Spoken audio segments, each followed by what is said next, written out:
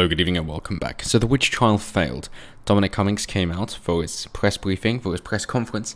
He fielded many pointed questions during about a half-hour stint, and in response, the media got nothing out of it at all, really, other than the hashtag scum media, basically saying, well, hey, why are you asking so many pointed questions when it seems pretty fair that, yes, he followed lockdown rules, and there are exceptions in place for extraneous circumstances like these, and therefore he acted rationally and exactly as suggested that should be done.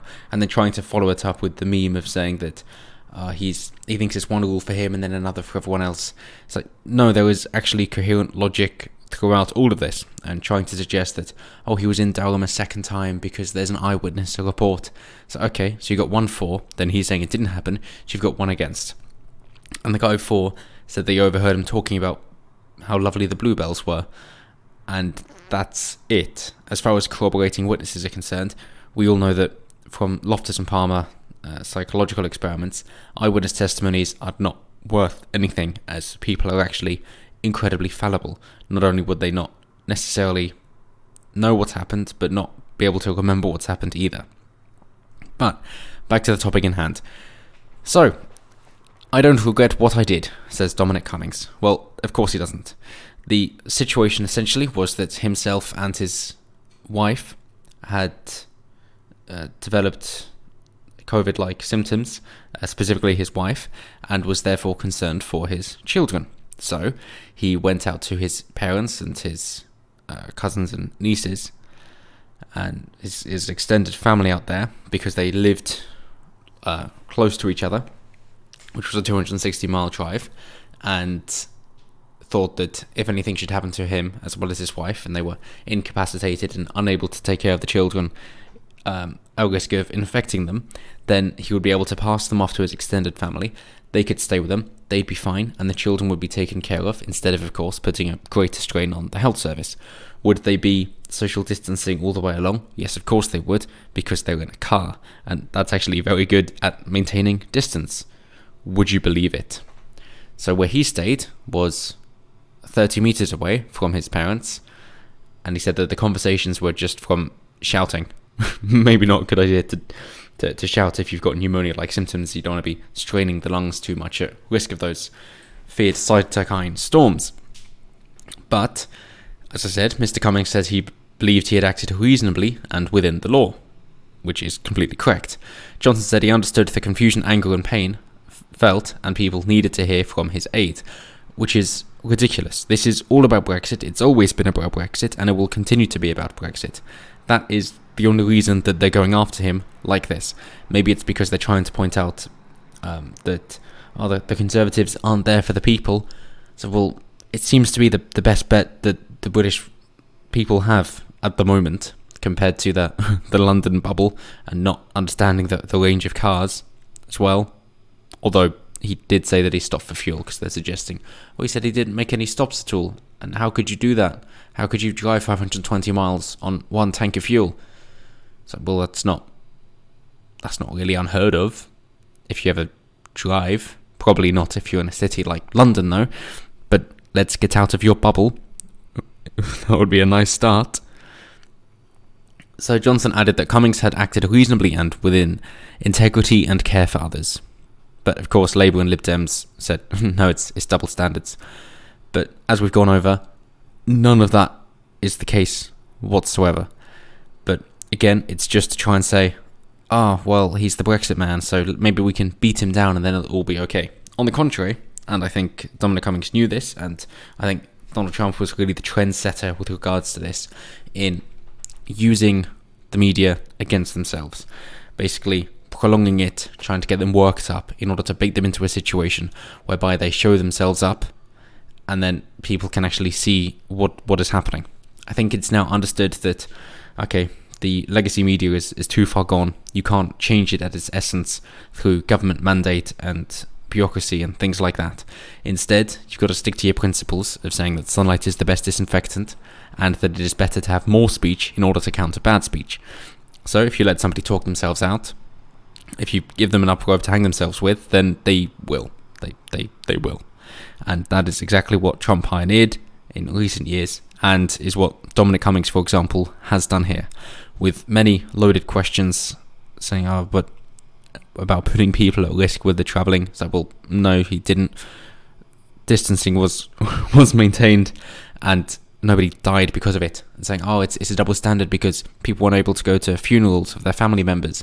Well, the same goes for Dominic Cummings, who a member of his extended family died, and he wasn't able to attend the funeral because of COVID-19. So it's exactly the same. There aren't any double standards there at all.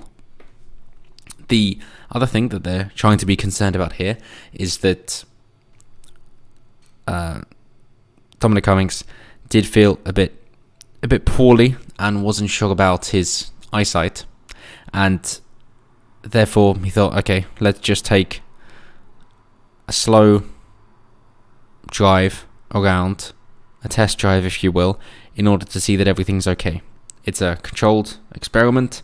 We're not going to be doing anything radical or dangerous, in order to know that if anything does go wrong, it's still okay in order to stop and be safe. We're obviously not going to push things beyond their limits. The idea is just to see, is driving okay? Is anything going to change if we're moving quicker? Anything at all like that? Can my actions still keep up with driving if I don't have the feel of it when I am walking, and if it's my own body? If it's proprioception or if it's something else. And therefore he did that. He take it easily, do a kind of pilot test if you will, found that was fine, and therefore was able to drive further. It's as simple as that. So people asking for his job, saying, well, that's up to the Prime Minister, as Dominic Cummings agrees. It's not as if he was going out to try and spread his seed, but instead he was following the lockdown guidance in order to protect his family. And I'm not saying that Professor Neil Ferguson had to step down for what he did, but if someone who's trying to say that these lockdown measures are so necessary, and distancing is so necessary, and there shouldn't be exceptions, and also with the law as it was at the time, then you can see how these are not the same issues. Even just ignoring the person's personal standpoint and thinking, well, I'll get away with as much as I can if the law doesn't stop me. Let's forgo morals and principle. Then still, they're not the same. One is someone who's following the law because it's protecting his family, and the other is going out on a whim for an affair. They're not the same. So that's about it, really. He handled it very well. He was calm. He was quiet. He seemed a bit nervous, but it seems like he was more calculated in knowing what he had to say. And he also did not interrupt the interviewers, and instead let them talk themselves out. And if they repeated themselves, he let them go. And if they interrupted him, then he let them go.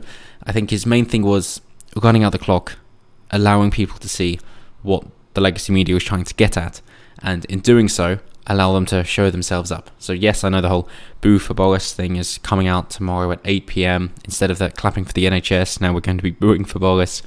But I don't see that gaining much traction. And if it's supposed to be on the back of this, it's not going to turn many heads. And yes, of course, we know that from Lord Hall that apparently people have turned to BBC in droves during pandemic, seeing as they've said that 94% of the UK accessed the BBC for information, entertainment or education during the pandemic. Well, they have accessed many different sites, and the state media is supposed to be the one that has the direct link to the government and also the monarchy, so that you're supposed to have the unfettered access in order to know what's going on. That isn't the case anymore, but that is still the assumption of why people go there. I use it because I know that they have biases that they can't always use, but will try to when they can in most stories, and therefore it's a good flashpoint for going, well, okay, what is the main feeling among the legacy media? What is the main narrative that they're trying to push? Not what they can get away with in terms of fringe theories, but instead what is the main one that is most people rallying behind them, and then we'll rebuke them one after the other, because it's always good to challenge yourself. But hey, until next time, as always, have a good one.